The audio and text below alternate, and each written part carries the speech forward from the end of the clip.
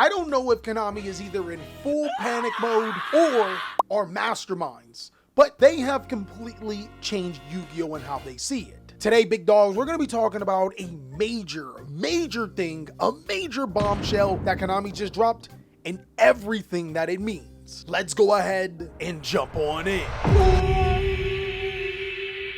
What's going on with y'all, big dogs? And it is an amazing day for Yu-Gi-Oh! I hope that's your day.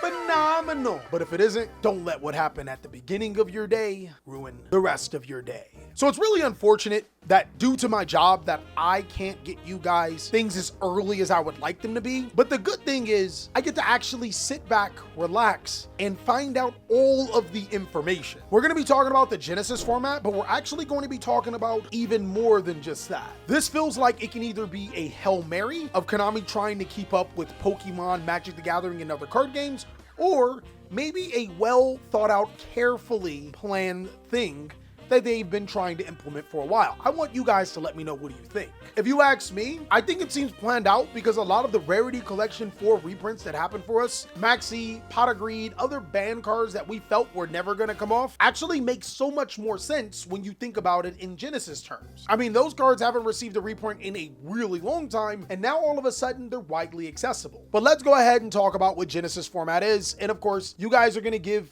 your opinion. So in case you guys didn't know, Konami did announce a Genesis format, which is a completely new way to play Yu-Gi-Oh! How things work is that there is not a single card banned ever. You can play whatever card you want. The only problem with that is all of these cards go by a point system. So this is the Genesis format. There's no links or pendulum monsters, guys. Most cards are going to cost 0 points for you to play, and the maximum amount of points that you can play for a standard is 100. So as you can see, to play Abyss Dweller, you can't play any other cards on this list as it requires 100 points. If you want to play Allure of Darkness, for some reason, they're still charging for Allure of Darkness. It costs 5 points. So on and so forth. As you continue to go through this, you'll start to see these cards cost different amount of points. And I find it really interesting because there's certain cards like, I don't know, Catapult Turtle costing 100 points. The Centurion cards actually costing points, which is kind of crazy. And then Konami just so happened to have left certain other strategies with little to no points costing. I'm gonna play 20 Allures, brother. That's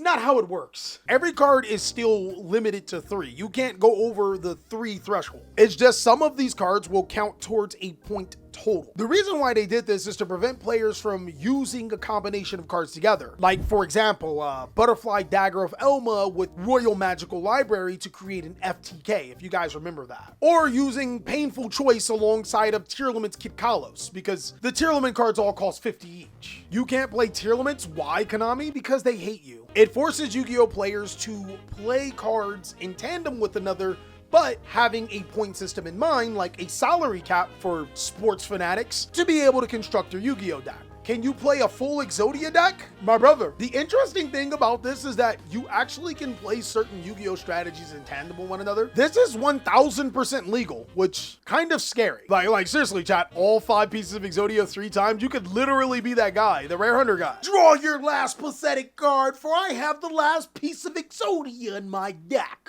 It does allow for really interesting things. There's a couple of other decks too, guys. Somebody built a complete Vanquish Soul K9 deck, which is kind of scary. This is the Vanquish Soul K9 Yu-Gi-Oh! Deck. 100% playable. You can actually play 3 Dimension Shifter, because what is this? 10, 20, 25. Oh my God, he's not even using completely everything. This man's cooking. But I think the big question is, why did they make Genesis format? Why did they ban links, and why did they ban pendulums? Well, for years, we've been saying that links and pendulums were the biggest mistake in Yu-Gi-Oh! Making a particular situation where you can formally get rid of some of the biggest mistakes of all time in Yu-Gi-Oh! Keep in mind, pendulums were introduced and they were meant to be able to combine all of the typings together. Fusion, synchro, links, rituals, all that. Mistake. Links were then invented to be able to curve pendulums, which even bigger mistake. If you remove those from Yu-Gi-Oh, you actually get good Yu-Gi-Oh. It has potential, but the format needs work. There's lots of cards that are way too cheap and are way too expensive.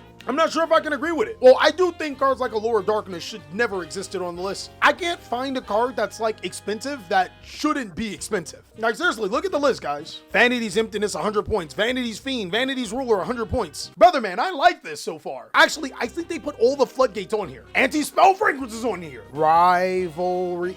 Oh my God. All of the, hold on. What about the ones that summon limit?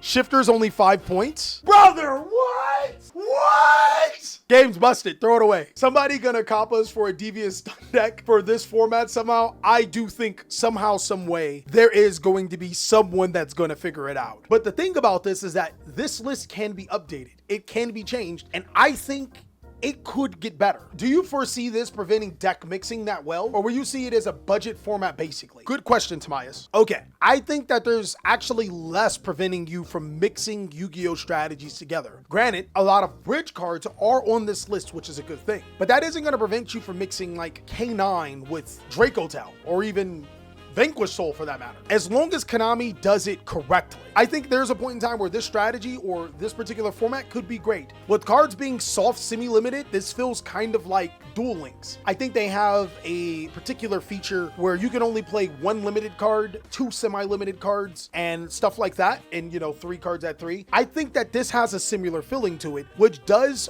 promote creative deck building. And with creative deck building, we get to see all sorts of wacky decks in different combos. If it does go right, we have a format where Yu-Gi-Oh players can play some of the other fun decks that may not be as good in normal format, and vice versa. But now the big question, the question that people aren't asking, why? Why don't you bums have your Raven Wing version 4 sleeves? Look, my mans, I'm gonna tell you guys this one time and one time only. TheCaliEffect.com, these sleeves are specifically designed for Genesis format and TCG format and OCG format, and also all of the other formats. If you guys want to be able to get the #1 sleeve in the entire universe while also supporting the channel, go ahead and go to TheCaliEffect.com and purchase your Raven Wing sleeves today. Yeah, see, I'll play Genesis, I won't play Edison, and I think that that's Konami's ultimate goal, sabotaging Edison format so they can get you to play Genesis. Because one big problem with Edison is that they can't introduce new cards. But you can always introduce new cards to Genesis format, and you can still play these same old cards that were once in Edison format. If you ask me,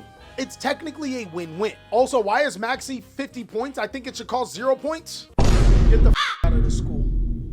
Chat, I think that there's a couple of reasons why they did this. I think they're feeling enormous pressure from Pokemon and Magic the Gathering because those have alternative formats. Formats that allow more quote-unquote casual play. I'm also curious to see where this lines up with the community. Yu-Gi-Oh players are a little bit different than some of those other players. While a lot of other communities are more about casual, the Yu-Gi-Oh community has always been about competition. So the biggest thing is, how well will they support these formats? Players have always wanted the Yu-Gi-Oh format to be balanced, and I think that Genesis allows players to have a more balanced format so they can focus on the competitive side of Yu-Gi-Oh for competitive players. Tamaya says that the Genesis format came out because the TCG pretty much sucks, and instead of them fixing their format, they just said reset button without a reset button. I think that constitutes to Konami being in huge trouble, them realizing that their game is complete and them giving us a soft reset without a soft reset. I can actually see Genesis being the more competitive of the two, but I think that that would be a long shot because competitive Yu-Gi-Oh players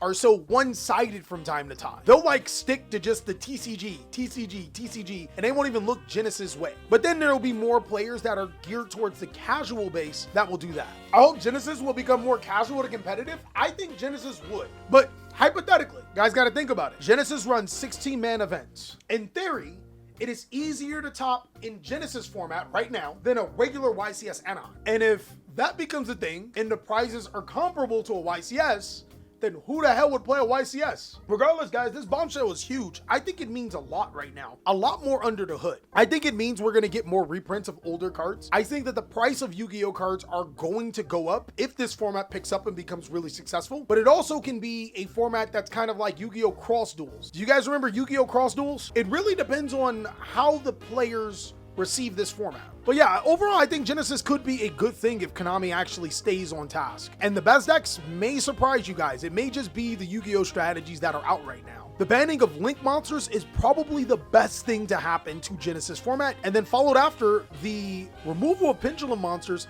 makes things so much simpler for Yu-Gi-Oh players. Overall though, I gotta give it a nod in the right direction. I was on one side, I was against it, but the more and more we talk about it and the more I think about it, it's not bad. But what do you guys think? I wanna know what you guys think down below in the comment section. What do you think about Genesis format? Easily. Is it a format that will survive? Are you guys playing it out? Should we even do a dual challenge or something on it? It feels like a format people are ready for, but it also feels like a desperate Hail Mary for Konami just to be able to keep up with the other card games. Class has already decided. They're pretty excited about it. Until then, guys, go ahead and check out these videos so I can catch you on the next one. I'm gonna enjoy my yogurt.